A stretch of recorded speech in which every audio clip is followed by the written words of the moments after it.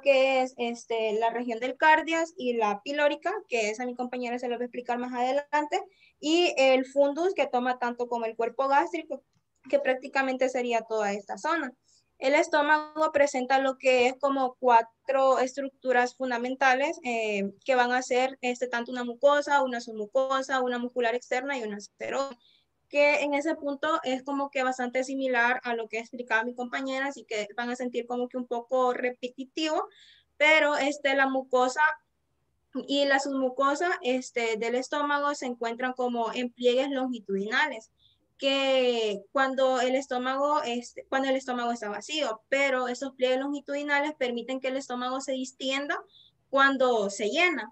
La superficie de la mucosa, ya decía mi compañera, de que después, bueno, esa está tapizada por epitelio cilíndrico simple y forman lo que son unas criptas gástricas, que estas criptas gástricas van a ser como orificios pequeños o aperturas para las glándulas gástricas, que las células de la mucosa que tapizan lo que es la luz gástrica secretan tanto moco como iones bicarbonato.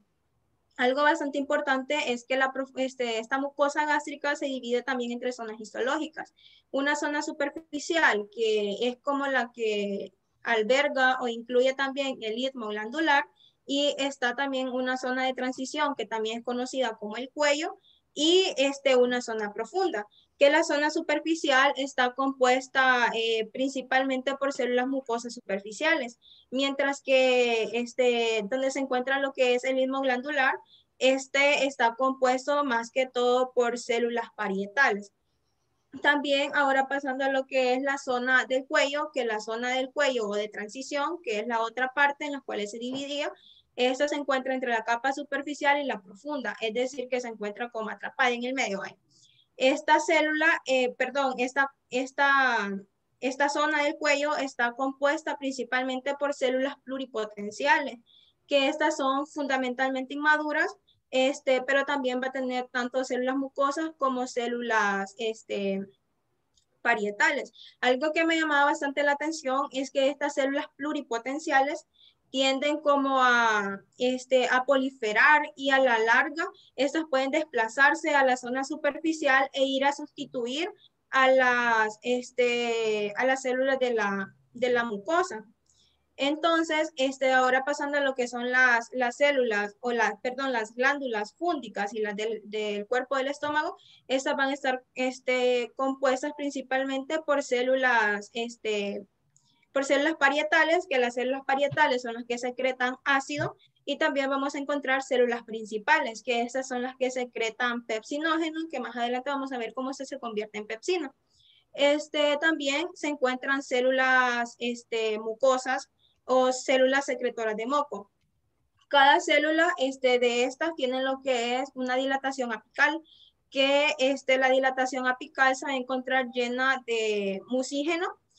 Hay algo que me llama bastante la atención también, que el revestimiento del estómago no tiene la función de absorción, pero la mucosa gástrica sí, que se va a absorber tanto sales como líquidos, también compuestos químicos liposolubles, como el alcohol, medicamentos como la aspirina, por ejemplo, también los antiinflamatorios que son no esteroides, que estos entran por medio de lo que es la lámina propia, por el epitelio que ha sido, o sea, por la lesión del epitelio superficial. Ahora, hablando un poco de la lámina propia es como que un poco más escasa. Bueno, es relativamente escasa y está restringida por los espacios que rodean las fositas gástricas y las glándulas. El estroma de está compuesta principalmente por fibras reticulares. También va a tener lo que son células mucosas lisas, y también puede que tenga fibroblasto asociado. También se encuentran células que son inmunitarias, por ejemplo, plasmocitos, linfocitos, macrófagos y algunos eosinófilos. También hay que tomar en cuenta que hay una muscular de la mucosa, que la muscular de la mucosa está dispuesta en dos capas, que estas son bastante delgadas, que vamos a tener una capa que están dispuestas como una capa circular interna y una capa longitudinal externa. pero también se toma en cuenta una tercera capa que se dice que también tiene una disposición circular. Se cree que estas células musculares o lisas que se encuentran en lo que es la lámina propia ayudan a la expulsión de la secreción que llevan a cabo las glándulas gástricas. La submucosa es como que un poco más sencillo porque ese está compuesto solo, bueno, por tejido conjuntivo denso. También van a haber cantidades, pero invariables de tejido adiposo, se encuentran vasos sanguíneos, vamos a encontrar también células ganglionares, y también células, como fibras nerviosas, pero las células ganglionares se van a encargar de formar lo que es el plexo de la submucosa, que también es llamado o conocido como plexo de Meissner, que igual mencionaba que se encontraba en el esófago. Este se encarga de inervar todos los vasos de la submucosa y también se va a encargar de ir a inervar los músculos de la muscular de la mucosa, que son las capas que les estaba mencionando anteriormente.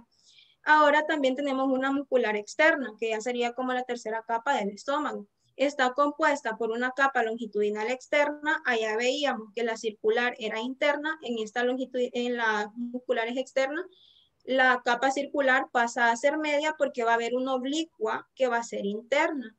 Esta descripción puede ser como que un poco bien engañosa, ya que es como que bien difícil discernir entre las diferentes capas ya bien definidas.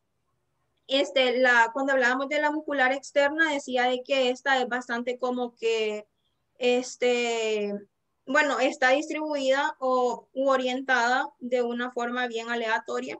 Además, se dice que es como que escasa o inexistente en las superficies gástricas, por ejemplo, en la parte superior y en la parte anterior, perdón, y en la parte posterior.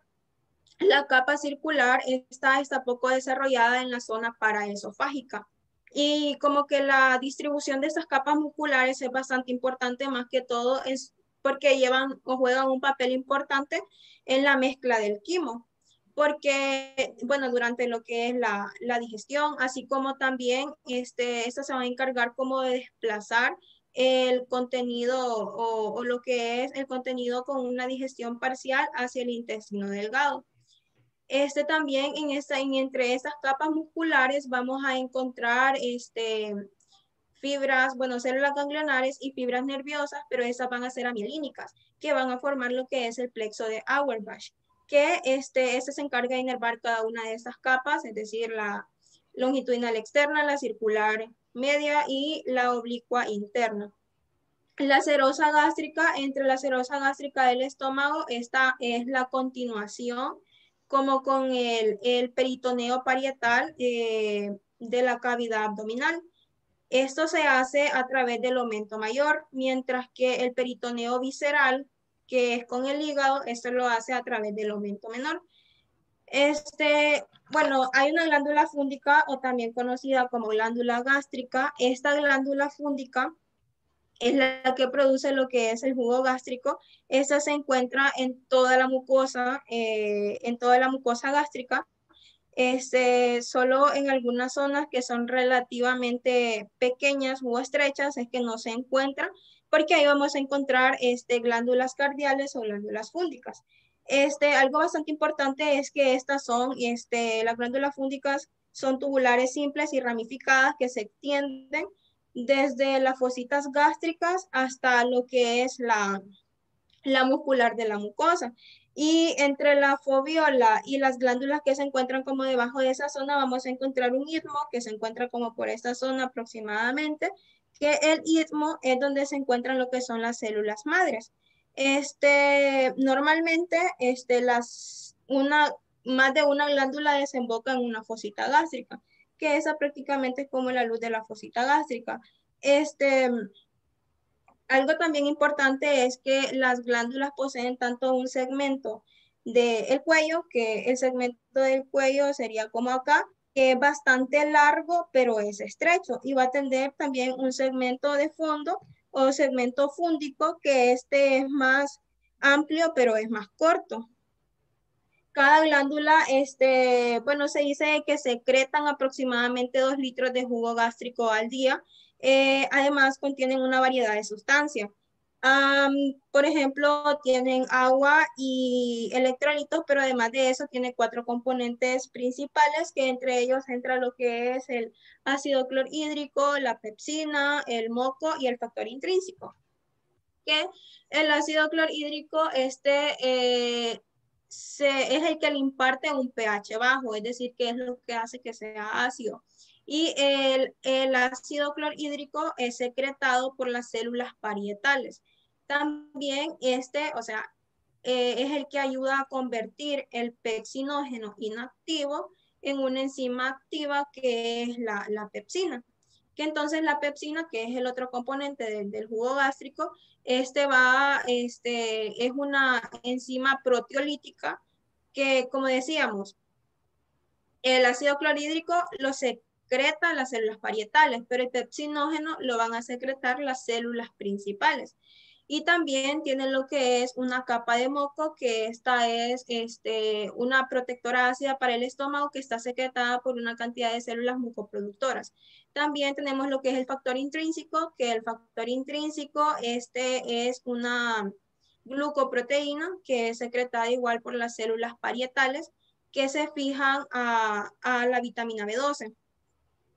Las glándulas gástricas o glándulas fúngicas están compuestas por 4 tipos diferentes de células, que entre ellos vamos a tener lo que es las células mucosas del cuello, que como su nombre nos indica, se encuentran en el cuello, es decir, como en esta curvatura de las glándulas fúngicas o de las glándulas gástricas, que estas también se entremezclan con las células parietales. Se dice que estas células mucosas del cuello son mucho más cortas que las células de la mucosa superficial. Además de ello, tienen menos mucinógeno como en el citoplasma apical. Algo que me llamaba la atención es que se dice que estas células mucosas del cuello pueden ser como consideradas precursoras de este tipo de células superficiales. Además, o sea, la función de ellas va a ser secretar moco, y el moco que estas secretan es soluble y va a ser menos alcalino que el que es insoluble. También tenemos una célula principal, que la célula principal está ubicada como en la parte basal de la glándula gástrica, y esta se encarga de secretar lo que es el pepsinógeno, el pepsinógeno que decíamos, que al tener contacto con el ácido clorhídrico, se convierte en la pepsina. Entonces, las células principales prácticamente son secretoras de proteínas. Tenemos también lo que es una célula parietal, que la célula parietal decíamos que estas se entremezclan con las células del cuello. Es decir, que se van a encontrar como en toda esta zona, pero también se dicen que se distribuye en la zona basal, pero van a ser más frecuentes en la zona superior y media del cuello. Estas son las que secretan lo que es el ácido clorhídrico y el factor intrínseco. También tenemos lo que son unas células enteroendocrinas, que las células enteroendocrinas prácticamente se distribuyen por toda la mucosa gástrica, que estas, como sus secreciones lo hacen en la lámina propia o en los vasos sanguíneos, y prácticamente su función va a ser secretar hormonas como la gastrina u otros tipos de hormonas, y se encuentran 2 tipos de estas células. Tenemos una célula enteroendocrina cerrada y una célula enteroendocrina abierta. También, como último componente de lo que es la glándula gástrica, tenemos lo que es las células madre, que como su nombre nos indica, estas van a ser regeneradoras o se van a encargar como de sustituir, por ejemplo, si hay daños de una de las otras células ya mencionadas. Entonces, esta sería mi participación. Muy bien, Sofía, gracias.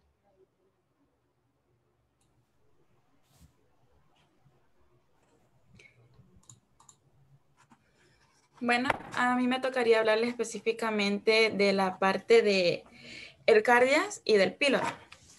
Para ubicarnos en un estómago, la parte del cardias es como esta partecita aquí, como señalado con estas cositas grises, y la parte del píloro sería esta de aquí. Hablando específicamente de la parte del cardias, tenemos que el epitelio que vamos a encontrar en esta parte es un epitelio secretor de mocos. Sin embargo, es un epitelio secretor de mocos que es muy parecido al epitelio que encontramos en el esófago.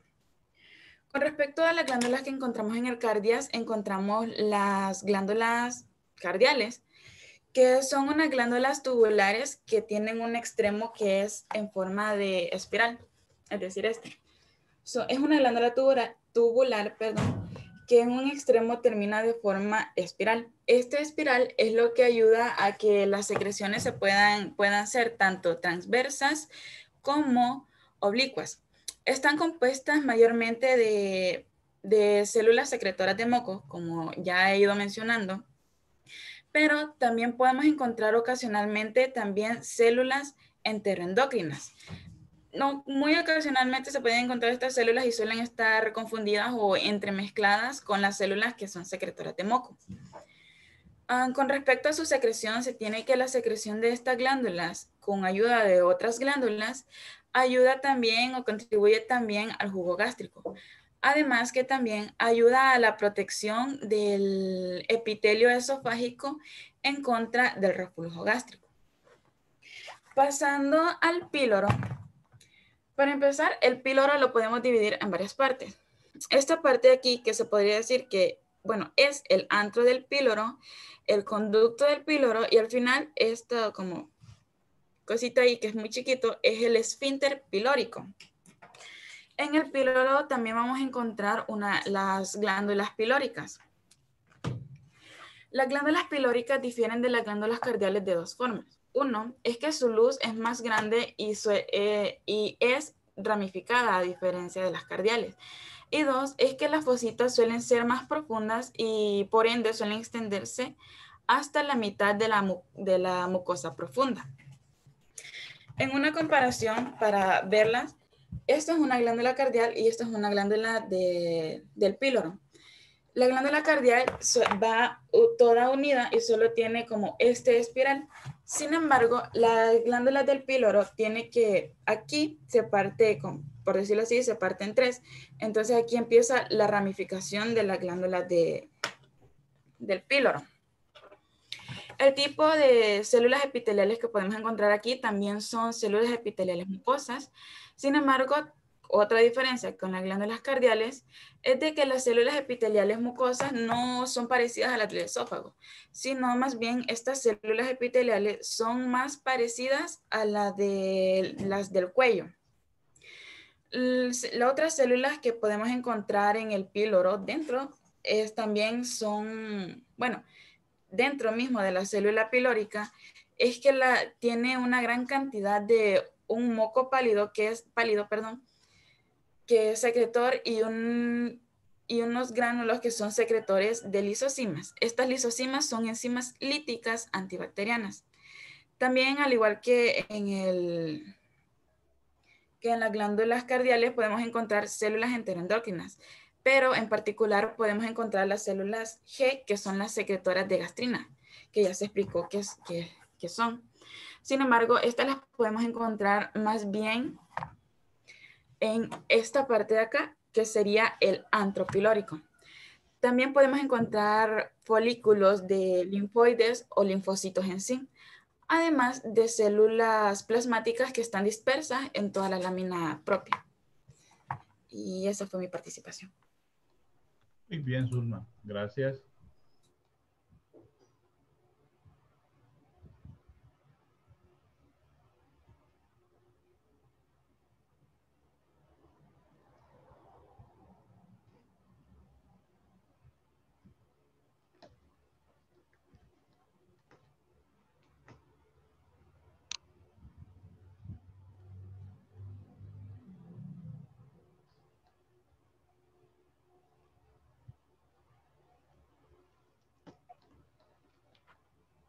No se te escucha, Celi. No se escucha, Celina.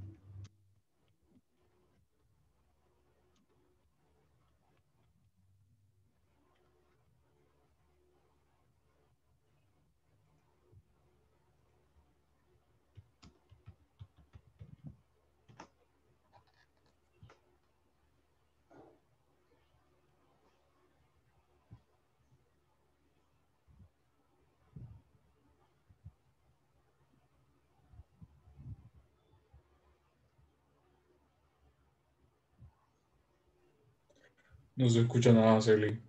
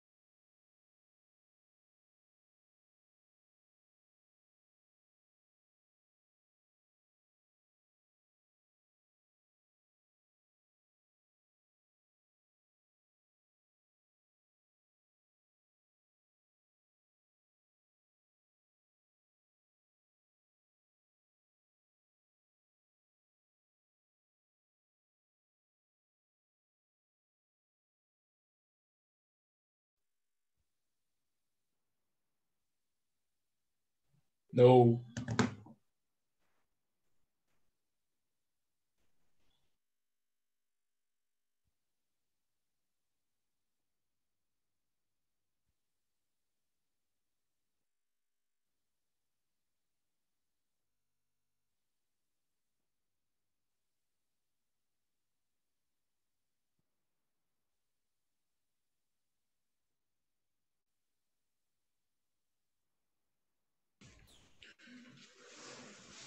Si crees, Eli, que siga ese ASU mientras vos arreglas la onda con tu micro. Chido.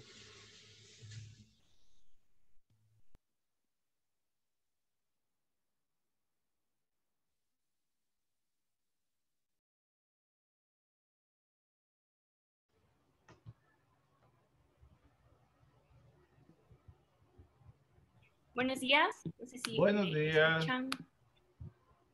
Bueno,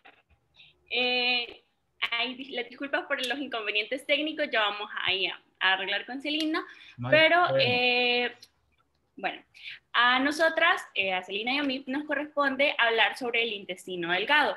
Pues ella, después de que pueda arreglar sus problemas técnicos, va a hablar sobre las generalidades y la primera capa del intestino delgado. Pero para ubicarlo un poco más, ¿verdad? Sabemos que no es el orden adecuado para explicar, pero por los motivos. El intestino delgado, al igual que diferentes elementos del tubo digestivo, se va a dividir histológicamente en 4 capas. Las mismas capas pues, que ya hemos estado viendo, que quizás son un poco repetitivo, pero en cada sección tienen algunas diferencias que es importante pues, señalarlas. Esas capas van a ser la mucosa, la submucosa, la muscular externa y la serosa. Celina pues va a explicarles la mucosa posteriormente y yo pues voy a continuar explicándoles la submucosa, la muscular externa y la serosa. Acá podemos ver un pequeño representación o un esquema de lo que son las diferentes capas histológicas que posee el intestino delgado. La capa que queda inferior a la mucosa, como lo dice su nombre, es la submucosa. Esa capa va a, por decirlo así, estar constituida por tejido conjuntivo denso. Es decir, va a tener fibras colágenas muy empaquetadas entre sí. Algunas características que podemos mencionar de esta capa es que posee lo que son vasos sanguíneos y linfáticos muy, por decirlo así, más grandes de los encontrados en las diferentes capas. Esto es porque es a este nivel, y son estos vasos sanguíneos, los cuales van a ser los encargados de irrigar la capa superior, que es la mucosa, y la capa inferior, que va a ser la muscular de la mucosa, que vamos a ver después. Además de esto, a nivel de la submucosa, como ya lo mencionaron anteriormente, podemos encontrar el plexo de Meissner o el plexo submucoso. Este plexo también vamos a hablar un poco más adelante de él, pero solo para que lo tengan en cuenta, en el plexo submucoso va a tener la función de, por decirlo así, de la secreción, de regular la secreción. Tiene más funciones, pero la principal es regular la secreción. Además, del plexo de Meissner, a este nivel vamos a encontrar unas glándulas escasas que son las glándulas submucosas o las glándulas de Brunner. Acá traigo una pequeña imagen, que son las glándulas de Brunner. Estas glándulas son importantes, en primer lugar, porque a diferencia de la mucosa, como ya van a ver después cuando mi compañera Celina pueda explicarles, en la submucosa vamos a encontrar glándulas casi en toda la superficie. Sin embargo, a nivel de la submucosa, no. Estas glándulas solamente se van a encontrar en el duodeno. Tanto así que si nosotros, por ejemplo, vemos un corte histológico y vemos una de estas glándulas en la submucosa, nosotros vamos a poder estar seguros que ese corte histológico va a pertenecer al duodeno o también al esófago, porque también hay ahí de este tipo de... ¿Perdón? Ahora sí se escucha. Sí, perdón, sí. Bueno, continúa si querés y yo lo hablo. Doctor, si gusta para que tenga más sentido para los compañeros, no sé si que empiece Celina. Vaya, está bien, está bien, está bien. Okay. Vaya. Hola, ¿me ven? ¿Todo bien? Ahora sí. Hoy sí, hoy sí. Es que no sé qué le pasó a la computadora, la verdad es que comparto con mi hermano, entonces realmente no sé qué le toca. Pero bueno, yo les voy a hablar sobre el intestino y una capa del epitelio, porque bueno, se divide en 4, ¿verdad? Pero es solo la pared del intestino, que es la mucosa, que es de la que yo les voy a hablar. Entonces, el intestino delgado se dice que es el reservorio más grande en el cuerpo de células hormonales y de células inmunitarias. También es el sitio principal en donde se da la digestión de los alimentos y donde se da la absorción de esto que produce en esos alimentos. Se dice que el intestino delgado mide aproximadamente 7 metros, pero esto puede variar. Las características histológicas, como vamos a ver a continuación, es que se divide el intestino en duodeno, en yeyuno y el ilion. El duodeno es el encargado de recibir el quimo o el bolo alimenticio y lo descompone absorbiendo los nutrientes que esto trae. Y también transporta esos nutrientes. El yeyuno es el sitio principal de absorción de esos nutrientes y el ilion es el sitio principal de la reabsorción de los nutrientes de agua y de electrolitos.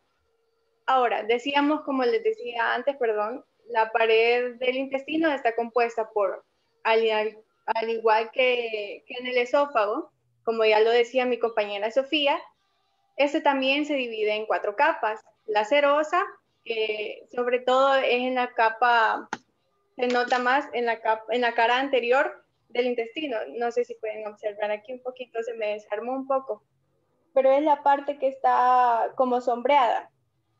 Solamente ahí se encuentra la serosa. La capa muscular doble, que al igual como lo habíamos visto en el esófago, este se da en 2 capas. La capa muscular longitudinal y la capa circular. En medio de estas capas se encuentra un plexo, que creo que de eso les va a hablar mi compañera Azucena, por eso lo voy a mencionar, que es el plexo de Auerbach. Luego les voy a mostrar capa por capa. Y luego se encuentra la submucosa. En esta capa encontramos los vasos linfáticos, vasos sanguíneos y los nervios de Meissner, como ya decía mi compañera. Y de la mucosa de la que les voy a hablar a continuación. Algo importante son las células de Brunner. Estas células se encargan de proteger al duodeno gracias a la secreción de la mucosa. ¿De qué se protege el duodeno? El duodeno, como al igual que en el estómago, se decía que el quimo es bajo en ácido. Entonces tiene un pH muy bajo. Entonces las enzimas del duodeno no pueden actuar en pH bajos. Entonces es necesario como alcalinizar este quimo para que ellas puedan trabajar y para que no haya irritación de la mucosa en el intestino delgado. Esto se alcaliniza, perdón, el quimo se alcaliniza gracias a las secreciones intestinales de las células de Brunner y las células caliciformes, que son las encargadas de segregar moco. Ahora les voy a hablar sobre la mucosa. Pero antes les voy a enseñar algunas capas. Esto pues no tenía planeado enseñárselos porque no me había quedado tan bien como yo esperaba, pero se les voy a enseñar capa por capa. Entonces aquí en esta verde podemos ver la serosa. Luego se encuentra el músculo longitudinal. Después del músculo longitudinal encontramos entre el músculo longitudinal y el músculo circular se encuentra el plexo de Auerbach, que yo se los he representado aquí en estas cositas azules. Luego, después del músculo circular, se encuentra la submucosa. Aquí es donde se encuentran los nervios de Meissner. Como podemos ver, aquí les puse algo como amarillito para que los puedan observar, para que los podamos imaginar. Y luego se encuentra la mucosa muscular, que se divide en 3 capas. En epitelio y en una capa más. Ahora, bueno, eso sería todo. Bueno, y junto a esto, o sea, ya la serosa, todo junto de nuevo, se forma así como un tubo, digamos. Como un tubo. Entonces, en el medio de ese tubo, adentro a esto que vamos a observar ahí, se le llama la luz, que es la luz del intestino delgado. Ahora, les voy a hablar sobre la mucosa, que es la capa a la que me corresponde. La mucosa, esta se encarga de aumentar el nivel de absorción que tiene nuestro intestino. Para eso necesita repliegues. Este repliegue se llama las válvulas conniventes. Estas se encargan de aumentar la absorción de la mucosa, que tienen una altura de 8 milímetros más o menos, y aumenta 3 veces nuestra superficie. Es decir, que digamos, supongamos que eso es lo que se aumenta. Supongamos que queremos meter algo muy grande acá, una molécula muy grande. Entonces, estas válvulas se encargan como de expandirlo para que puedan entrar y así absorber los nutrientes. Pero esto no es suficiente para la absorción de nutrientes en el intestino. Entonces, se forman otros repliegues en la lámina propia a los que denominamos como vellosidades intestinales. Les voy a mostrar las vellosidades intestinales. Ahorita les estaba mostrando bueno, aquí se los hice como la representación de plexos, pero aquí se los voy a representar como las vellosidades. Ustedes han visto unos como alambritos que traen como unos pelitos. No sé si los van a observar bien aquí. Entonces yo hice la representación porque yo así me los imagino como estos pelitos, estas vellosidades. Entonces, a esas vellosidades, estas se encuentran encima, lo habíamos visto aquí, ¿verdad? Las válvulas conniventes, perdón. Entonces, sobre estas enzimas se encuentran esas vellosidades, aquí, así. Entonces, estas están en la lámina propia, como lo decía antes. Esa lámina propia está formada de tejido linfoide, difuso. Este se encarga de proteger contra la invasión de microorganismos y se encuentran en las criptas de Lieberkühn y las placas de Peyer. Pero esto todavía no es suficiente para la absorción de nutrientes en el intestino delgado. Entonces se forma un poquito más pequeñito.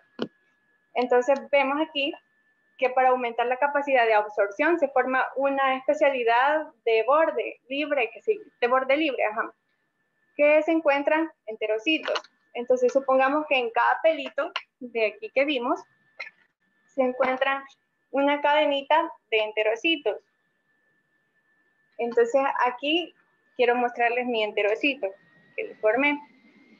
Este enterocito, cada uno de ellos tiene microvellosidades de 600 cada uno. Entonces podemos ver aquí los pelitos, ¿verdad? Entonces supongamos que todavía hay unos más chiquititos que estos que les mostré. Y ahora sí se podría decir que ya se da la total absorción de nutrientes en el intestino delgado. A estas microvellosidades se le conoce como ribete en cepillo. Esto ya se produce la absorción y aumenta la superficie hasta 20 o 30 veces más. O sea, es muchísimo lo que podemos absorber. Por eso se dice que el intestino es el principal órgano de absorción de los nutrientes. Ahora, las placas de Peyer creo que ya las habíamos visto en una clase, bueno, en un laboratorio de microanatomía con la doctora y habíamos dicho que son nódulos linfáticos. Aquí, en estas placas, se encuentran en mayor porción las células M. La mucosa, como ya lo decía antes, se encuentra formada por 6 tipos celulares. Estos son los enterocitos, como se los mostré antes, que absorben los nutrientes y los introducen al torrente sanguíneo. También se encargan de secretar iones y líquidos alcalinos que diluyen y neutralizan el timo. Y luego están las células calciformes. Estas se encuentran insertas en los enterocitos, o sea, dentro de este blanquito que vemos aquí. Y estas contienen también mucina. La mucina es secretada por las glándulas de Bunner. Estas forman como una especie de lubricante que ayuda al paso del contenido intestinal. Luego encontramos las células de Panner. Ellas elaboran un agente antibacteriano llamado lisosoma y defensina, que junto con el ácido clorhídrico, como mencionaba mi compañera, se da lo mismo en el intestino delgado. Junto con el ácido clorhídrico ayuda a mantener en el intestino delgado una zona esterilizada, por decirlo así. Y luego encontramos las células enteroendócrinas. Estas se encuentran dispersas en las demás células. O sea, hay pocas, pero en varios lugares, en varias zonas. Estas producen hormonas endócrinas y parácrinas que funcionan como quimioreceptores, que dan como la iniciativa al sistema del intestino delgado y forman acciones digestivas y detectan las sustancias nocivas. Es decir, como que digamos, podrían ser que son las que tiran la alarma y ellas mismas actúan para que estas toxinas no entren al sistema y no nos puedan dañar. Y luego encontramos las células M. Estas se encuentran mayormente y son funcionales. Estas son contenidas del tejido linfoide y están asociados con la mucosa, como lo decíamos antes.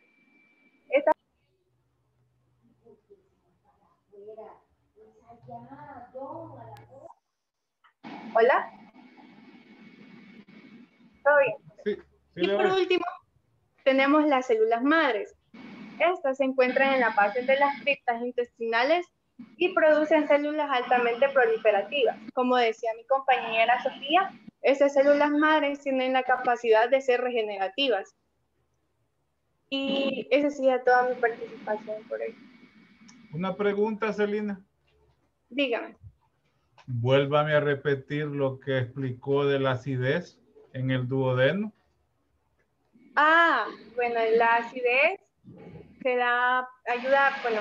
para ayudar a proteger que la mucosa no sea irritada, se forman, hay secreciones de hormonas, hay secreciones de las células de Brunner y las células caliciformes. Ellas crean una mucosa que revisten el intestino delgado para que, digamos, en el estómago el quimo está ácido, está en un nivel de pH bajo.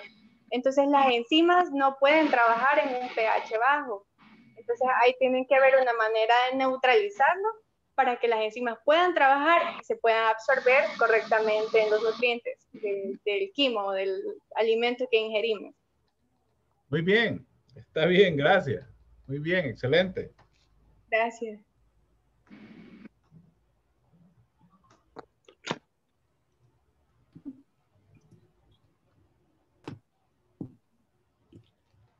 Bueno, ahora sí. Hoy sí.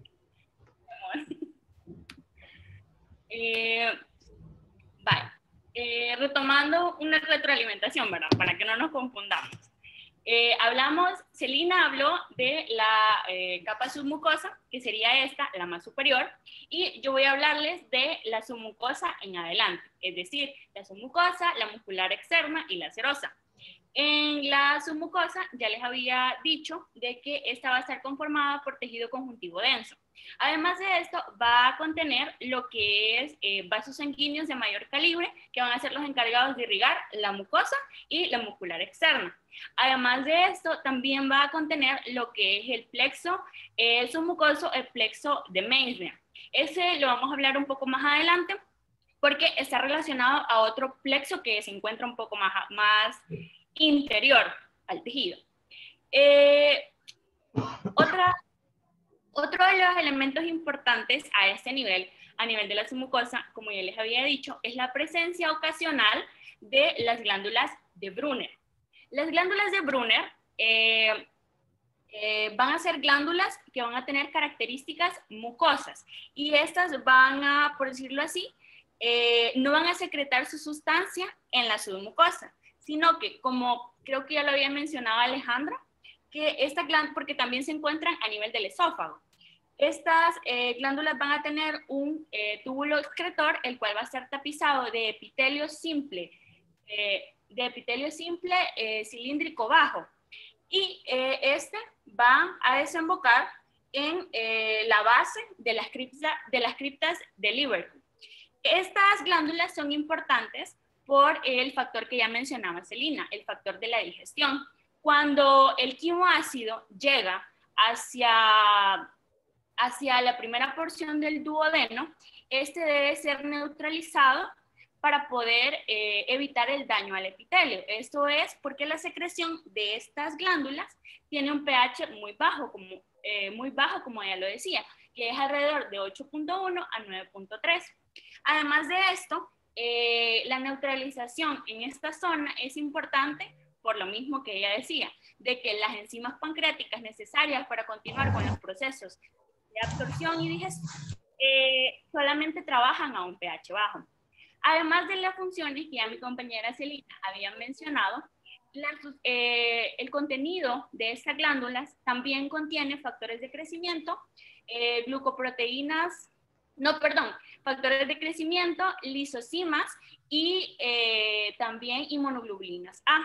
Esto con el objetivo de, si por ejemplo algún microorganismo logró evadir lo que eran los medios de protección del estómago y llega al nivel del duodeno, pues esta sustancia ejerce una función de protección contra ese microorganismo.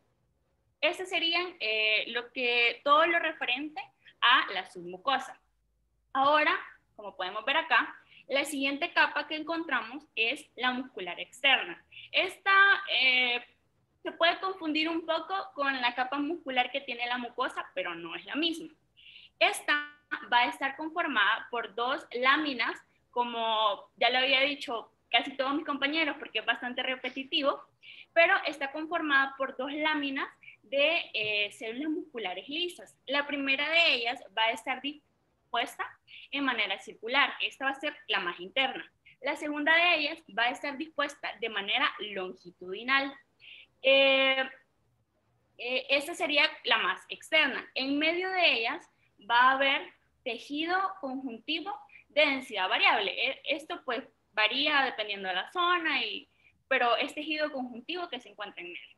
Además de esto, estas bandas de músculo liso son importantes, ya que son las encargadas de llevar a cabo lo que son los diferentes movimientos necesarios para, por decirlo así, movilizar el contenido del tubo digestivo.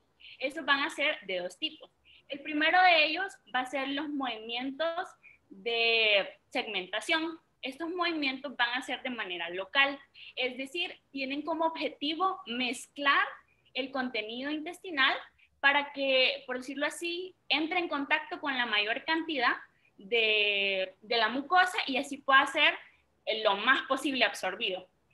Y ahí el segundo movimiento que tenemos, una cosa más, los movimientos de contracción van a estar dirigidos más por la capa circular. Los movimientos número 2 van a ser los movimientos peristálticos. Estos movimientos tienen como objetivo, ya no de manera local, sino que transportar lo que era el contenido intestinal hacia afuera. Estamos a nivel del intestino delgado, por ende lo transportarían al intestino grueso y así sucesivamente hasta ser excretado. Además de estos dos movimientos, durante el ayuno también aparece un tercer tipo de movimiento, por así decirlo, que serían los complejos motores migrantes.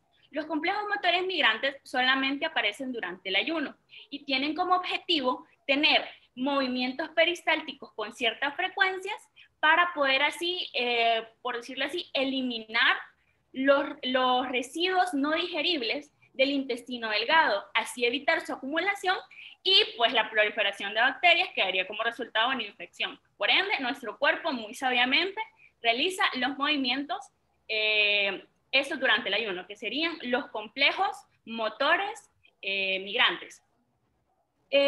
Como ya les había dicho anteriormente, en esta capa también vamos a encontrar un plexo.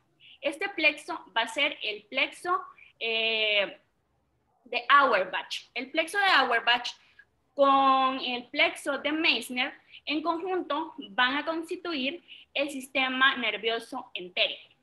Ese concepto personalmente es un poco nuevo para mí, pero investigándolo, el complejo nervioso entérico, lo podemos ver acá, es, por decirlo así, como una extensión o como un tercer sistema nervioso que tiene cierta autonomía.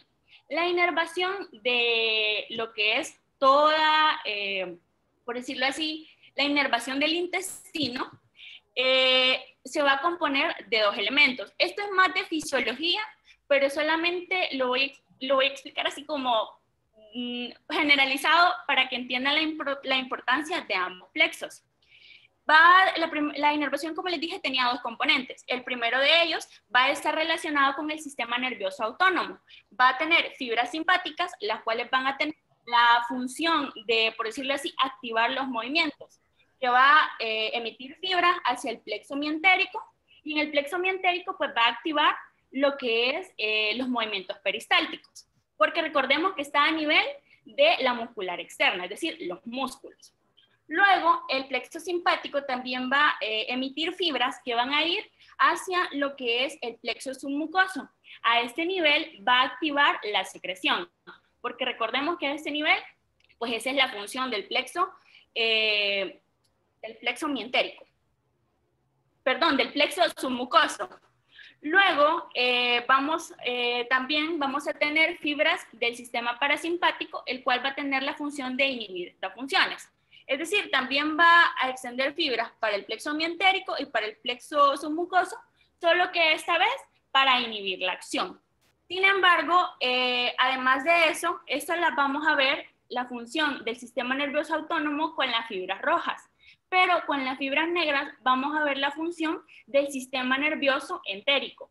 Este va a funcionar mediante, por decirlo así, quimioreceptores y motorreceptores a este nivel, que por ejemplo cuando vaya comida por acá, van a emitir señales que van a enviar, por decirlo así, también la misma señal hacia el plexo submucoso para que empiece la secreción y a su vez al plexo mientérico para que también inicie los movimientos peristálticos. Es decir, que la mayoría del funcionamiento, o sea, podemos darnos cuenta que la mayoría del funcionamiento de, por decirlo así, el sistema nervioso que actúa a nivel del intestino, sí está regulado por el sistema nervioso autónomo, pero también por el sistema nervioso entérico.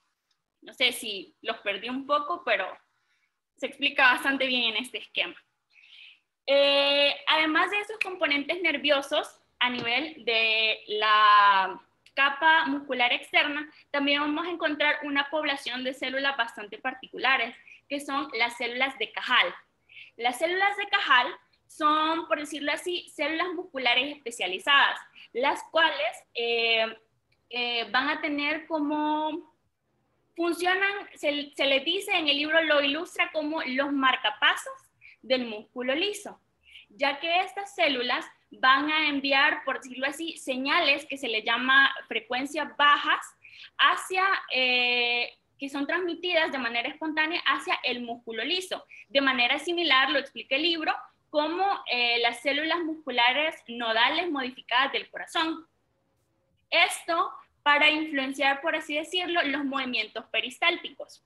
Cabe resaltar que las células de Cajal no hacen los movimientos peristálticos, sino que más bien crean frecuencias que forman la base para posteriormente formar los movimientos peristálticos. Acá podemos ver una imagen de cómo son las células de Cajal. Las células de Cajal, como dije, esto creo que es un poco más enfocado a fisiología, pero lo voy a explicar así a grosso modo. Las células de Cajal emiten las ondas lentas que ya les había mencionado. Luego estas ondas lentas son transmitidas hacia el músculo liso, crea una despolarización de las células que abre los canales de calcios y así genera lo que es la reacción en el músculo liso. Y pues estas células también se dice que crean como un punto regulador entre el sistema nervioso autónomo y el músculo liso. Acá podemos ver otro pequeño modelo. Estas azulitas que están acá representan a las células intersticiales de Cajal, las cuales se van a ubicar entre ambas capas musculares, específicamente más adosadas a la capa muscular circular. Luego, ya para ir terminando, tenemos a la última capa. La última capa es esa delgadita que vemos acá que recibe el nombre de serosa. La serosa va a tener la función, bueno, si lo vemos desde el punto de vista de la luz intestinal hacia adentro, sería la capa más externa, pero esta tiene una función de protección que también emite, por así decirlo, o produce un líquido para poder como evitar el rozamiento del intestino con los órganos adyacentes. Esta se continúa con el mesenterio y el mesenterio pues sabemos que es el punto donde el intestino se fija a la pared abdominal. Esta célula serosa va a estar constituida por mesotelio y va a tener una desarrollada red de fibras elásticas. Y pues esta sería toda mi participación. Muy bien, muy bien.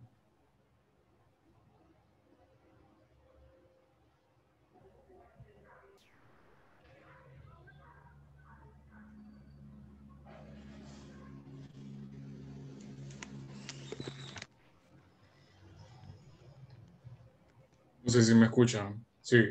Sí, Odil. Ok, va. Bien, continuando con nuestra exposición, yo voy a hablarles acerca de, el intestino grueso. A ese nivel, el intestino grueso cambia su estructura, no completamente, pero sí cambia bastante, lo que todo en la capa muscular. Y ya vamos a ver por qué. Pero para empezar, quise traer o tocar el punto de la vista macroscópica, porque aún no hemos tocado ese tema. Entonces, para poder darnos la idea de cómo es la estructura y de ver los puntos de vista anatómicos. Entonces, aquí hay un intestino grueso. El intestino grueso, en sus generalidades, se compone por varias partes, las cuales son el ciego, el colon, luego está el recto y el ano. A su vez, el colon se divide en un colon ascendente, en un colon transverso, en un colon descendente y en un colon, sigmoides. Entonces, se van a encontrar varias estructuras, por ejemplo, en la unión del ilion y la parte del ciego se denomina iliocecal. Y ahí se encuentra una válvula denominada la válvula iliocecal, aunque ahora en día se está discutiendo bastante su nombre. Unos dicen que es incorrecto llamarla iliocecal, puesto que cecal se está refiriendo al ciego. Entonces, pero a ese nivel, justo a ese nivel donde la válvula desemboca, empieza el colon. Entonces, muchos doctores dicen que a ese ya no se le llama válvula iliocecal, sino que válvula iliocólica, porque ya se está refiriendo al colon. Pero entonces, en la mayoría de libros se está utilizando siempre válvula iliocecal. Entonces lo vamos a dejar así para no entrar en confusiones. Entonces, a ese nivel se encuentra la válvula iliocecal y ese es el ciego. Ciego en ese caso significa fondo de saco. Entonces, si se fijan, aquí ese es como un saquito y de aquí es donde nace la base para el apéndice bimiforme, si no me equivoco. Entonces, otras estructuras, yendo más para arriba, acá encontramos el ángulo hepático.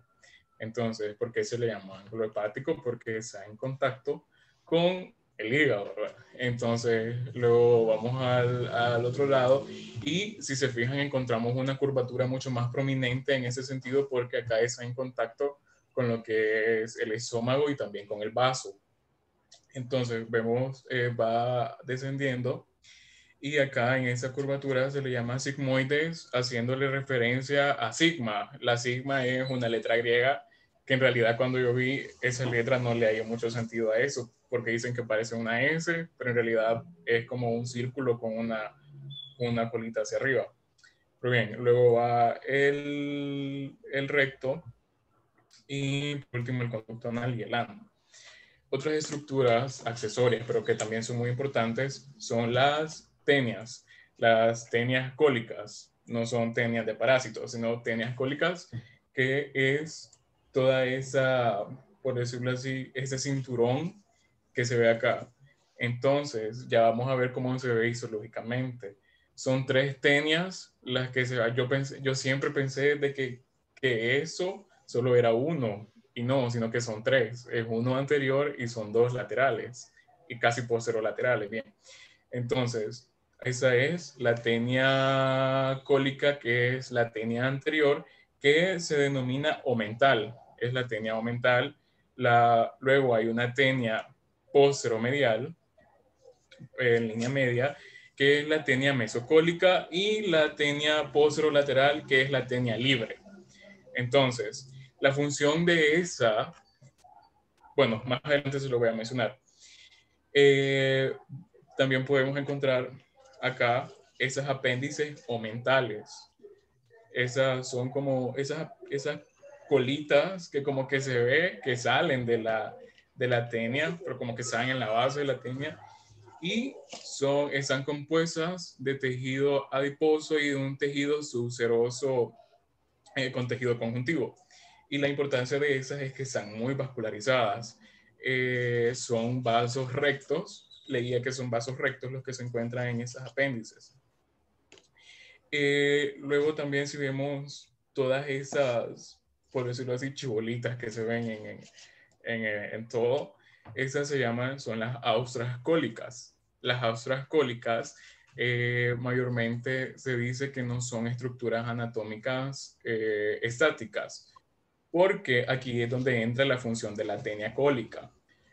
Las austras cólicas se forman por la contracción de esa tenia, que la tenia es una capa muscular, que es la que va impulsando los movimientos peristálticos del colon, y es lo que va haciendo que las heces vayan haciendo su movimiento hasta por último llegar al ano, ¿verdad?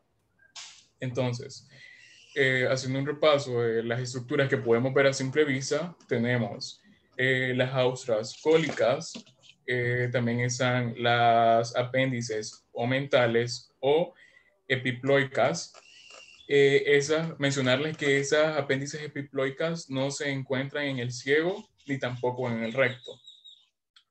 Únicamente se van a encontrar en el colon. Y también, como les decía, austras, apéndices, las tenias, las tres tenias, la tenia anterior, la posterolateral y la posteromedial. Bien, eso es conforme a la estructura anatómica en un sentido macroscópico. Ahora entrando en la histología, tenemos que las células, vamos a encontrar las células casi las del intestino delgado, a diferencia de que no vamos a encontrar las células de Paneth, sino que ya les voy a decir qué otro tipo de células podemos encontrar. La mucosa, vamos a hablar de la luz hacia afuera, o sea, de esa luz que se ve acá hacia afuera, que ya sería la capa serosa y la capa adventicia, que el intestino grueso comparte esas dos. Pero bien, en la mucosa vamos a encontrar, perdón, una mucosa lisa. Una mucosa lisa, y en esa imagen acá podemos ver todo lo que consta de la mucosa. La mucosa, bueno, las glándulas y las criptas o las glándulas o criptas del Lieberkühn van a estar en toda la mucosa. O sea, esas criptas ocupan todo el nivel de la mucosa. Entonces, se le da el nombre de Lieberkühn porque él fue un médico que, pues sí, quien las descubrió. Un dato curioso, al principio Lieberkühn empezó estudiando teología, como que no le gustó, se pasó para física, luego para mecánica y por último terminó en medicina. Pero en medicina ejerció bien su trabajo, pasando a la historia con las criptas del intestino grueso. Bien, entonces en esas criptas vamos a encontrar varios tipos de células, principalmente las células cilíndricas absorbentes. ¿Por qué? Porque recordemos que donde se hacía la absorción de nutrientes originalmente es en el intestino delgado, y lo que pasa aquí es un quimo ya un poco más seco, ya babas con bastante agua y con bastantes sales. Entonces, lo que se encargan estas células absortivas, o a veces células cilíndricas absortivas, es de absorber sales, absorber agua, pero esas ya vamos a ver más adelante que están en juego con la lámina propia, están jugando las dos. Bien, entonces, esas células cilíndricas absorbentes no solo cumplen el papel de absorber, sino que también producen simógeno. Entonces yo me quedé, entonces ¿para qué están las caliciformes? Si estas producen simógeno, entonces más adelante vamos a ver eso. Producen simógeno también para proveer una capa protectora a esas mismas criptas. Y esas células son multifuncionales porque imagínense que absorben, lo pasan, ellas mismas están produciendo simógeno. Y es importante tener en cuenta en eso que ese cambio de líquidos y de nutrientes y de todo eso se da por una bomba de sodio-potasio que está en juego con un nucleócido de ATPasa.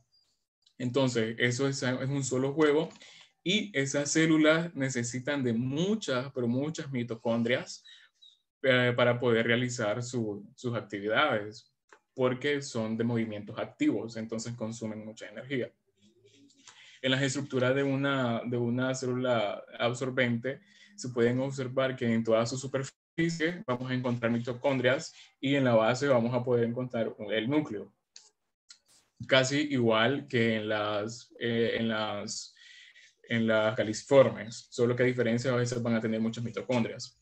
Luego ahora pasando a otro tipo de células que también se encuentran en esas criptas, están las células caliciformes, que producen mucina y es secretada de forma continua.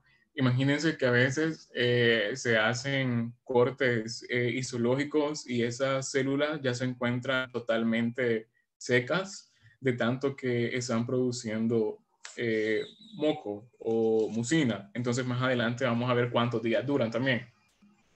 Entonces, lo que se necesita acá es bastante moco o una protección o una lubricación, por decirlo así. Se necesita una lubricación para que todo el contenido vaya deslizándose y no se vaya, por decirlo así, no vaya raspando la mucosa. Entonces, más distal sea el intestino grueso, más moco se va a producir. Es chistoso, pero es para que deslice mejor. Entonces, así es. Y se van a ir encontrando más células caliciformes que otro tipo de células. Entonces, a ese nivel, donde estoy señalando, se encuentran muchas células cilíndricas absorbentes, porque originalmente el quimo alimenticio viene del intestino delgado. Entonces, a medida va absorbiendo, se va haciendo una masa seca y se le va dando color con los metabolismos de la bilirrubina y todo eso que ya estudiamos en bioquímica, y hasta llegar a un punto en donde ya la única función es ir produciendo movimientos para que pueda ir saliendo ya ya se le llamaría heces. Entonces, luego de eso encontramos otro tipo de células. Ya llevamos dos tipos de células: las células cilíndricas absorbentes, las células caliciformes. Ahora vamos con las células regeneradoras. Fíjense que las absortivas y las caliciformes duran 6 días. Entonces, porque esas están en tremenda producción, o sea, quedan secas casi todos los días, porque una vez al día las heces viajan para que nosotros podamos defecar bien. Normalmente una persona sana una vez al día, a lo mucho 2. Entonces, están produciendo moco continuo y continuamente. Y ya las enteroendocrinas, que son otro tipo de células que ya las vamos a ver más adelante, que es todo un sistema, duran 4 semanas. Entonces, imagínense que todo eso está en constante renovación. Entonces se necesitan muchas células regeneradoras y también células madres.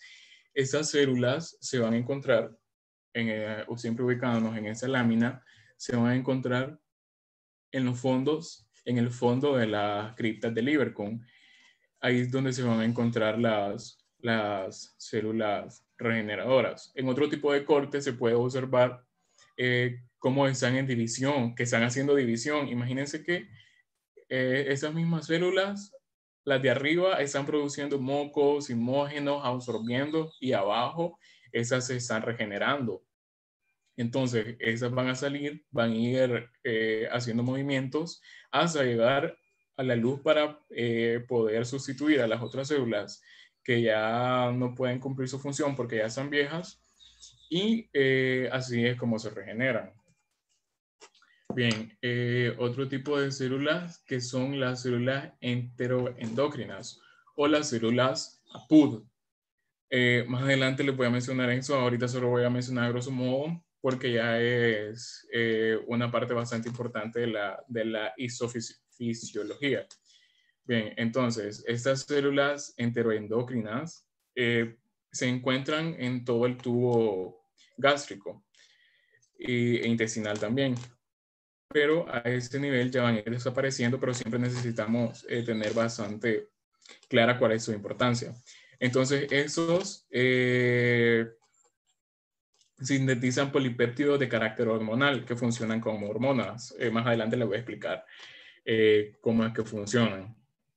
Bien, entonces, ya habiendo estudiado las criptas de Lieberkühn, que se me olvidaba mencionarles, que en esas siempre se va a encontrar un epitelio cilíndrico simple.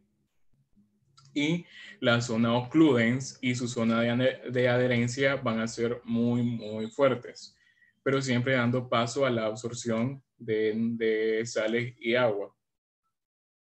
Bien, entonces, pasamos a la lámina propia.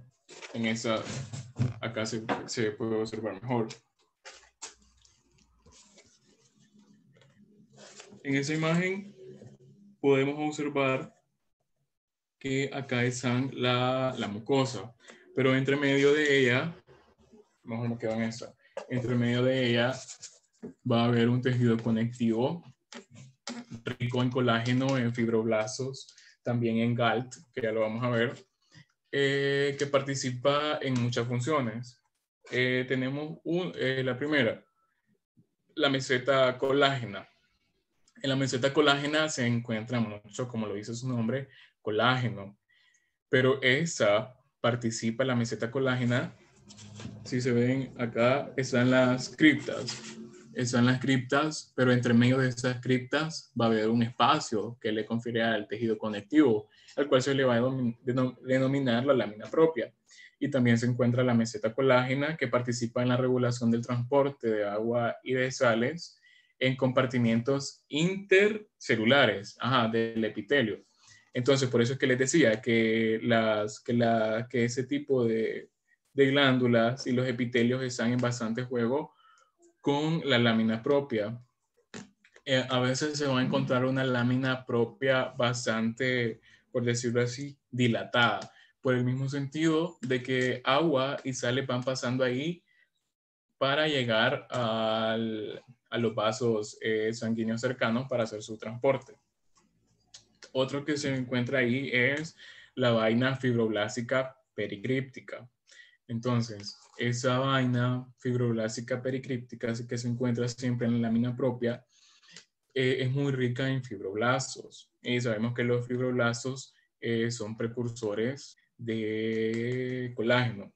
Entonces, en muchos casos, pero en ese caso, leía que no se entiende aún muy bien cómo es que funcionan esos fibroblastos, pero se diferencian y se convierten en macrófagos en la luz intestinal.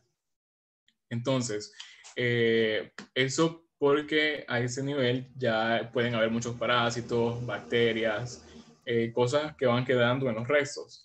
Entonces, esa vaina fibroblástica pericríptica se encarga de sintetizar fibroblastos, para que luego se conviertan en macrófagos.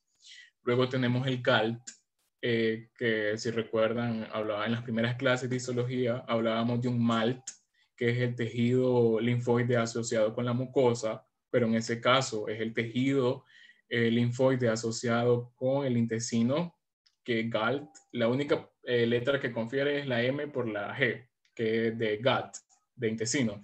Entonces, ese tejido linfoide asociado con el intestino provee nódulos linfáticos grandes, que esos pueden llegar a distorsionar el espacio de las crípticas de Lieberkühn. Por ejemplo, en esa lámina podemos observar que acá está toda la mucosa. Entonces, aquí hay un agregado linfoide de GAL, del tejido linfoide asociado con el intestino. Entonces, otra cosa que vamos a encontrar en la lámina propia van a ser los vasos linfáticos. En un principio se decía que no había vasos linfáticos, pero se descubrió que sí, que hay vasos linfáticos pero muy pequeños, de pequeño calibre, ubicados en la base. En la base quiere decir en toda esta zona de acá. En la zona de acá donde casi terminan esas criptas. Entonces, esos linfáticos drenan hacia la red linfática de la muscular de la mucosa, y esos a su vez van a ir drenando en vasos linfáticos más importantes. Entonces, la lámina propia confiere 4 estructuras: la meseta colágena, la vaina fibroblástica pericríptica, el GALT, el tejido linfoide asociado con el intestino, y vasos linfáticos. Entonces, luego de eso tenemos la capa muscular. Acá tenemos una lámina en donde se puede apreciar, podemos ver una mucosa, una submucosa, y empiezan las musculares. Si se fijan, eso que parece botón o que parece como algo que sobresale, es importante la tenia cólica. Porque si vemos la estructura en un corte transversal, la tenia nos va a quedar así. O sea que podemos decir que esa era la pared de todo el intestino y ahí va cruzando la tenia cólica. Entonces, esa tenia cólica se va a mezclar con la capa muscular interna, que es una capa muscular interna longitudinal y una circular. Entonces, se fusiona. Entonces, por eso es que vemos que se forman las austras cólicas por la fusión de las capas musculares. Entonces, al hacer contracción, la tenia, entonces le va a hacer contracción a todas las musculares. Entonces, ahí donde se van a hacer las austras. No sé si me equivoco, pero de esa forma fue que lo entendí yo. Entonces, luego de eso, pasamos a lo que les decía. Ya técnicamente esto es lo que le confiere a la histología a las estructuras histológicas de la pared del intestino grueso. Ahora, lo que les mencionaba. Perdón, me falta una, que es la submucosa y la serosa. La serosa o la capa más externa, bien, en el intestino grueso es interesante porque vamos a encontrar serosa y vamos a encontrar adventicia. Pero ¿cuál es la diferencia? Entonces, la serosa, el intestino grueso, está en contacto con muchas otras estructuras. Entonces, mayormente en la parte anterior está en contacto con la pared, bueno, con el peritoneo. Entonces, vamos a encontrar una capa serosa y la serosa es un tejido conjuntivo con una capa serosa que se va a fusionar, no a fusionar, sino que va a estar en contacto, va a estar pegadito con el peritoneo en ese caso. A diferencia de la parte posterior del intestino, que está en contacto con muchas otras estructuras, vamos a encontrar una capa adventicia, que es mucho más, por decirlo así, gruesa y que va a proteger más la pared posterior. Entonces, eso con respecto a la capa más externa. Entonces, tenemos que hay una mucosa. En la mucosa se encuentran las criptas de Lieberkühn. Luego vamos a tener una lámina propia con bastantes estructuras de colágeno, de fibroblastos, de tejido linfoide asociado con el intestino y también bastantes agregados linfoides. Luego vamos a tener las musculares, las capas musculares, que vamos a encontrar una muscular externa, muscular interna, también circular y longitudinal. Y la importancia de esas es que van a formar las austras cólicas. Luego, en la parte más exterior, como les mencionaba anteriormente, vamos a encontrar la capa serosa o la adventicia, dependiendo en qué zona estemos ubicados. Ya para ir finalizando, solo les quería hablar de las células enteroendocrinas o células APUD. Bien, es bien interesante porque realmente yo nunca había escuchado de eso. Si no vas a leer un poco de la histofisiología, que son esas células o este sistema, porque sí es un sistema enteroendocrino APUD o APUD, es un sistema paralelo al sistema endocrino. Pero, o sea, yo me quedé paralelo, ¿por qué? O sea, ¿por qué no le dan, o sea, un solo sistema endocrino? La diferencia es que el sistema endocrino, recordemos que el sistema endocrino, su parte funcional son glándulas. Entonces, viene ese otro sistema y trabaja con células. Imagínense, las células van a hacer funciones de glándulas.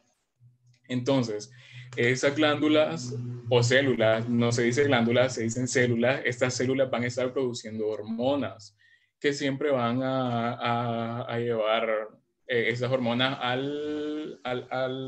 los vasos sanguíneos cercanos para su transporte. Bien, investigué un poco acerca de eso y sale que incluso eso tiene que ver con el hambre. Esas tienen que ver con el hambre, con la sensación de estar saciados.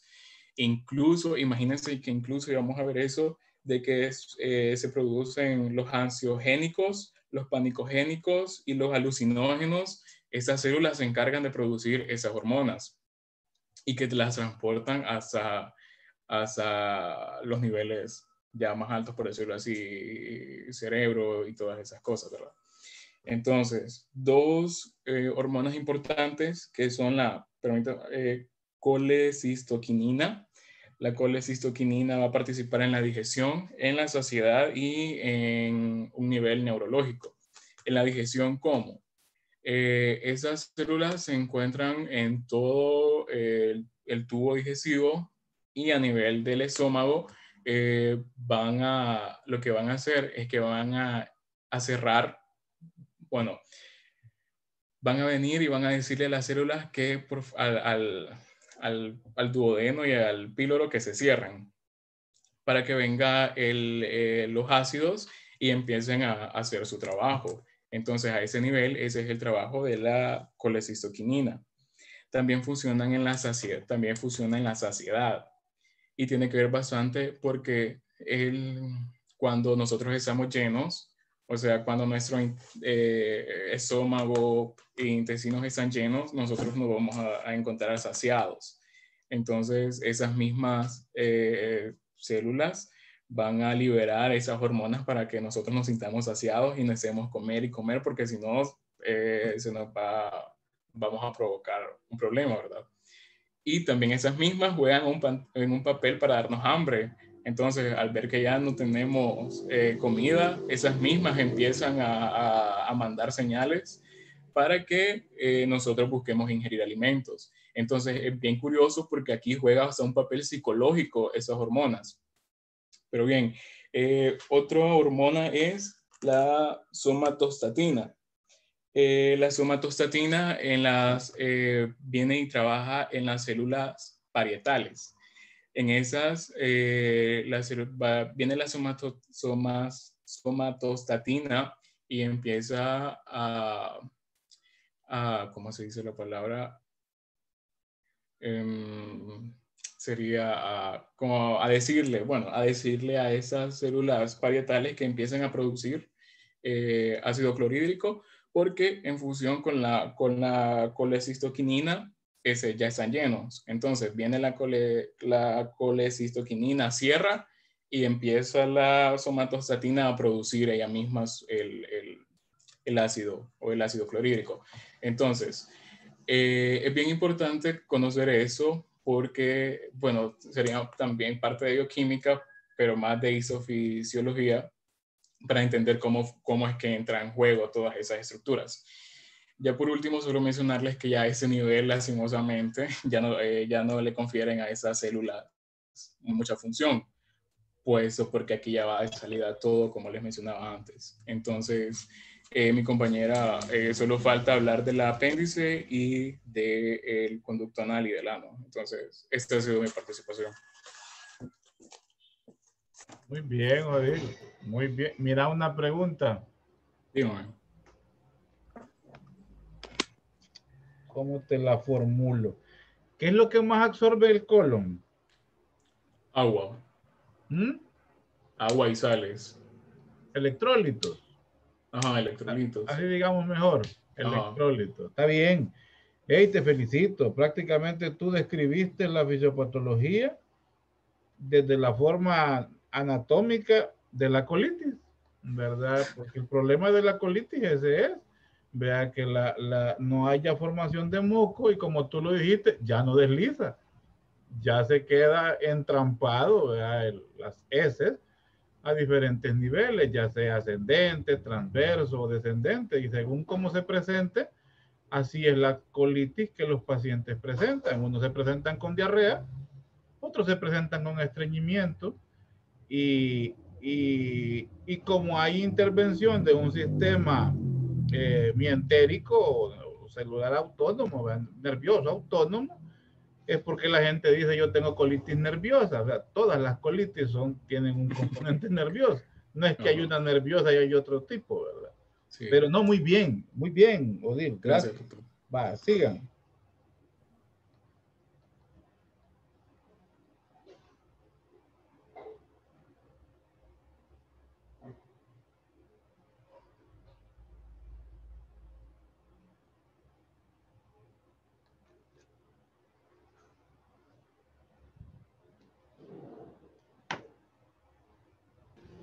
Odalis.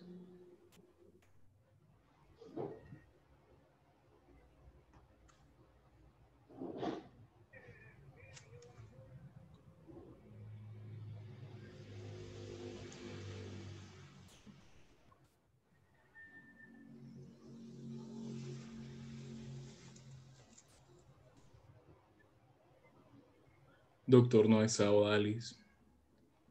Y no la tengo en sala de espera tampoco. ¿Qué habrá pasado? No sé. Porque no avisó ni nada ahorita. ¿Será que se quedó sin señal? Ahorita estamos preguntando. Revisen sus teléfonos ahí.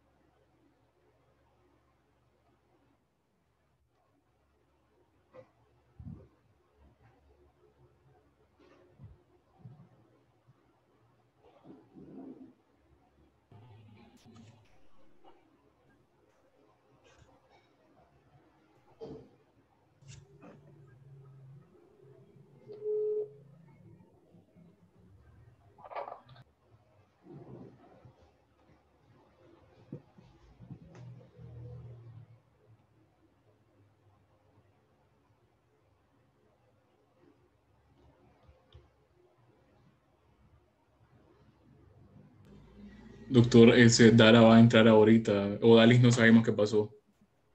Ah, faltan 2 todavía. Sí, pero Odalis no está. No está. Vale, está bien. Ahorita ese que solo que le dé el pase a Dara me dijo, no sé si está ahí.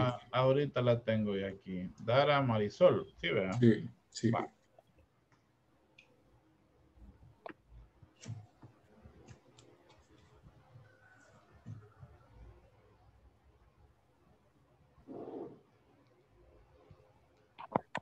Hola, ¿me escuchan? Hola.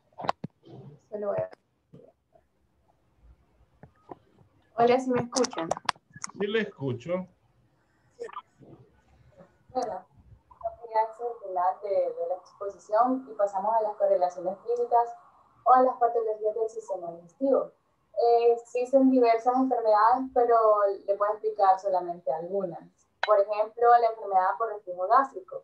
Esta enfermedad es una afección en los contenidos estomacales, en donde se devuelven desde el estómago hacia la parte del esófago, produciendo diferentes síntomas, incluso consecuencias de eso que más adelante se lo estaré explicando.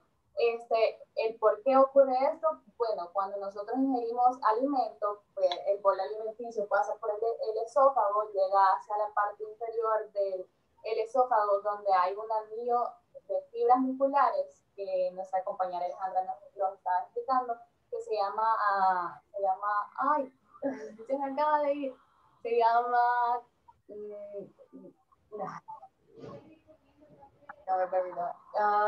se llama esfínter esofágico inferior. Ese esfínter esofágico inferior impide que lo deglutido no se vaya como que para la parte de arriba y pueda provocar alguna consecuencia. Esto irrita el esófago, incluso puede producir otra consecuencia o otra patología que se llama esófago de Barrett. Y este esófago de Barrett es como la irritación o la afección del epitelio estratificado plano del esófago.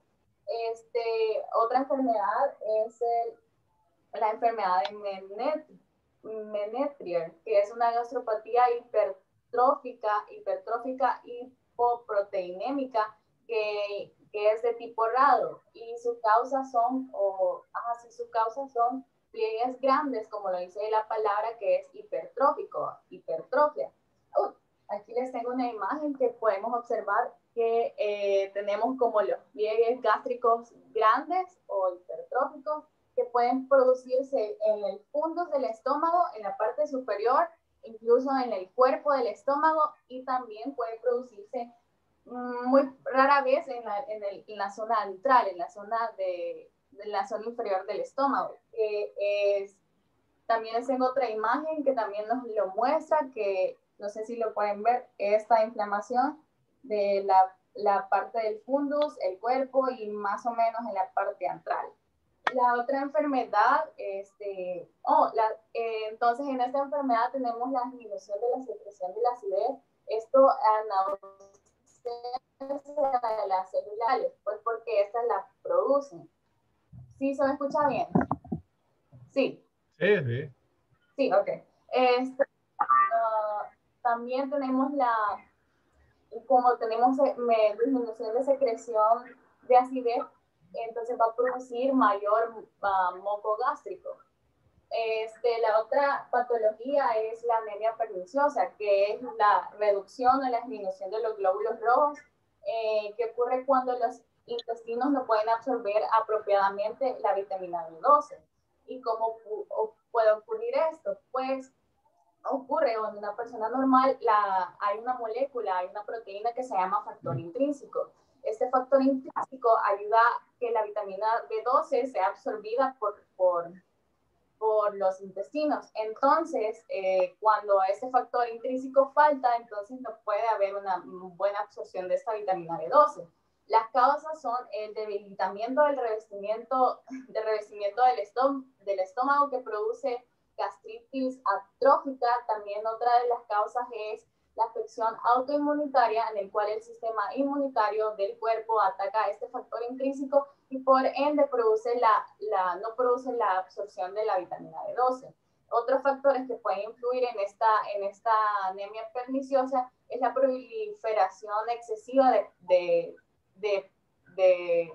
bacterias aerobias gram negativas, y que estas impiden que se adhieren a la vitamina B12 y no se da la respectiva absorción. Otro dato también importante es que en esta anemia perniciosa hay un 95% de probabilidad de que aparezcan úlceras pépticas, que es causada por la infección crónica de la mucosa gástrica, producida también por la bacteria Helicobacter pylori, que es otra consecuencia de esto. Tenemos el síndrome de Zollinger-Ellison, que también es otra patología muy rara, que es poco común, que son de uno a más tumores que se forman en el páncreas o en la parte superior del intestino delgado. Hay un triángulo hay un triángulo que se llama triángulo gastrinoma, que esto sirve como para localizar estos tipos de tumores, que consta de la siguiente manera. Desde la parte verde que vemos aquí, que es el conducto del cístico y el colérico, va hasta la segunda o tercera parte del duodeno, pasa por el borde del páncreas o el cuello del páncreas, y aquí complementamos el triángulo de gastrinoma. Estos tumores son llamados también tumores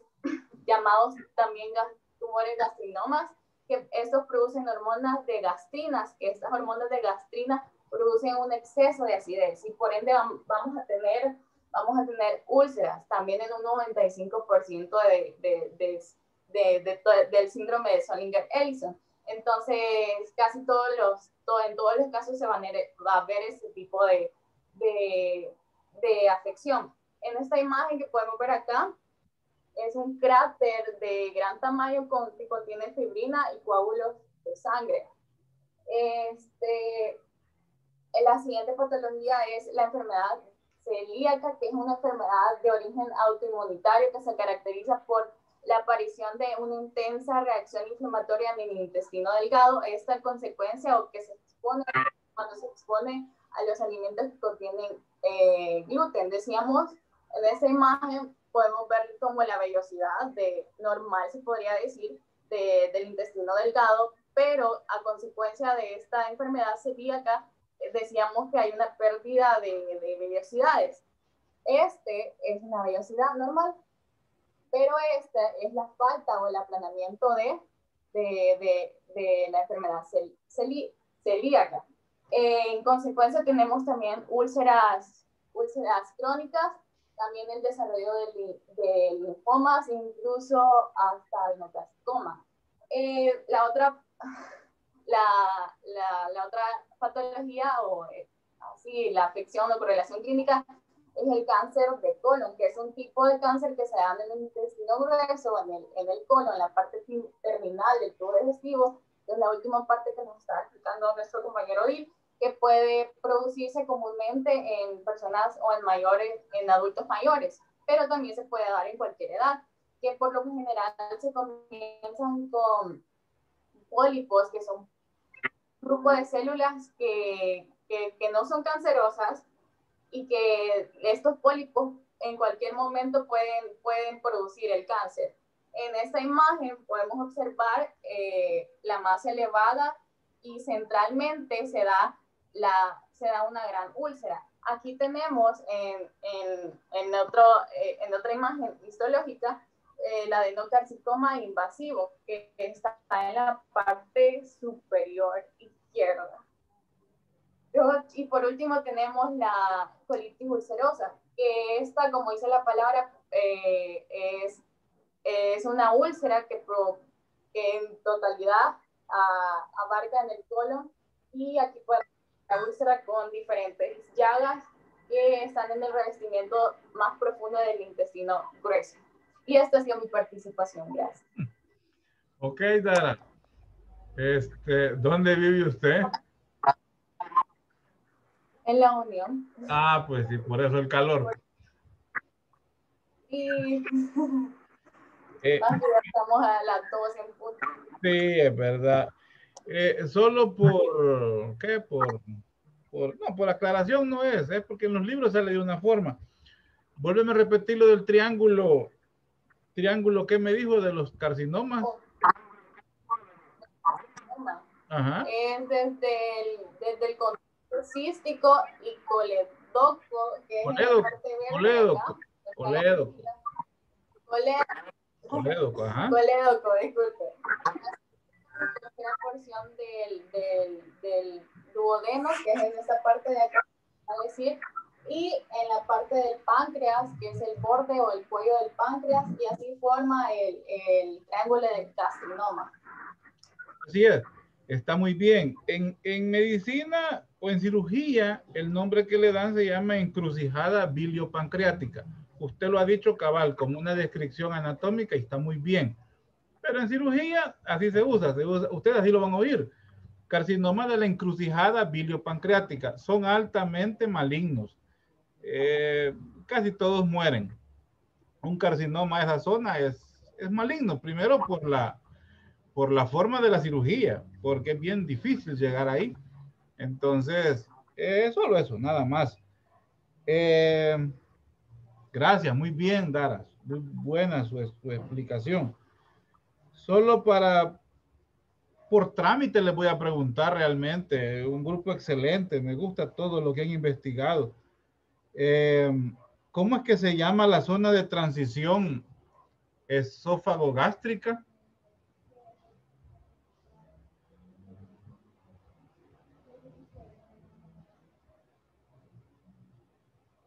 Hola, hola. ¿Qué nombre recibe?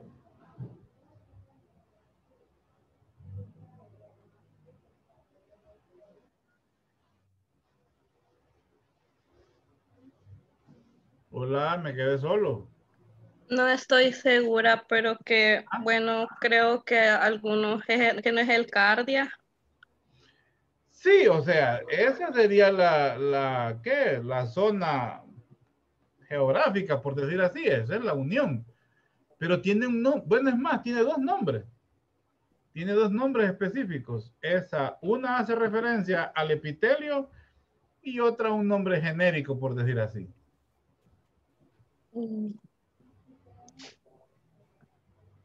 Doctor, ¿podría repetir la pregunta, por favor? ¿Cómo se le llama o cuál es el nombre que recibe la zona de transición esófago-gástrica?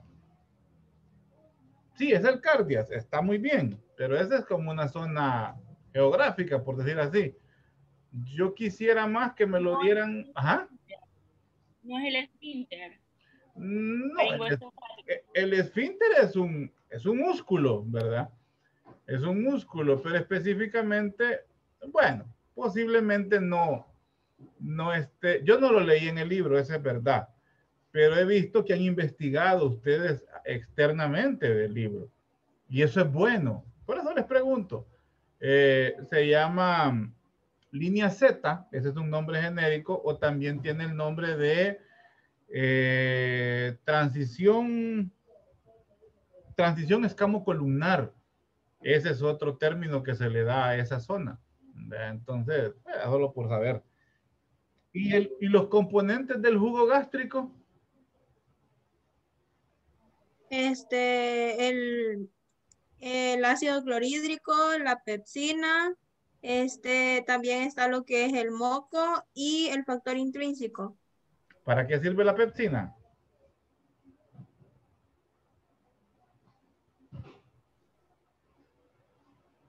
Hola. ¿Cuál es la función de la pepsina? ¿No sería para la desnaturalización de proteínas? Exactamente, para la digestión de las proteínas. Esa es la digestión que inicia en la digestión de uno de los nutrientes principales, que son las proteínas, inician en el estómago, gracias a la pepsina. Muy bien, Azucena. ¿Y el factor intrínseco? ¿Para qué sirve? Dar ahí lo... Es la que ayuda a la vitamina B12 a que se pueda absorber a la absorción en el ojo. Eso es, para la absorción de la B12. Bueno, muy bien, jóvenes. Azucena, usted habló de las células de Cajal, ¿sí? Sí. Sí, ¿verdad? ¿Y quién es Cajal usted? Pues cuando lo leí, ¿sí? No lo explicaba, pero yo supongo. Sí, no, es una suposición. Diga. De que usualmente cuando son tipos celulares bastante específicos, lleva el apellido o el nombre de quien lo descubrió. Sí, entonces, podría. No, está bien. Miren, yo sé que no han visto todavía neuroanatomía propiamente, han visto esbozos con lo que yo les he dado en el artículo anterior. Cuando ya lo vean detenidamente van a estudiar las células de Ramón y Cajal. Este mismo señor, pues, es el que describió estas células, ¿verdad? A nivel, pues, intestinal, y él es el que describe muchas células y llama una a su nombre a nivel del tejido nervioso. Este señor hasta ganó un Nobel junto con el que describió el aparato de Golgi de la célula. Esa es cultura general. O más bien para pantallar. Bueno, realmente, pues, no, todos tienen el punto, no se preocupen, todos han ganado el punto. Ese punto es extra en el parcial. ¿Vale? Y todos, pues, me han expuesto muy bien, así es que no, los felicito, chicos. Muy bien su exposición. Bueno, quedamos pendientes entonces para el día lunes con los temas 3 y 4 a la 1 de la tarde, y por la tarde me voy a comunicar con los representantes porque sí les aviso que quiero trabajar entre semana y voy a necesitar que hablemos de espacios de tiempo para que avancemos y quedemos libres con los temas, y así tengan chance de estudiar y salir con las demás, porque todos los docentes nos vamos a aglomerar con las evaluaciones dentro de 2 semanas prácticamente, y yo no quiero estar en ese corre y corre, ¿verdad? Así es que quedamos así, jóvenes. Cualquier cosa, pues estoy pendiente, lean las clases, ya subí 2 o 3. Y bueno, quedamos así entonces. Pasen buenas tardes. Cuídense. Gracias, doctor. Bueno.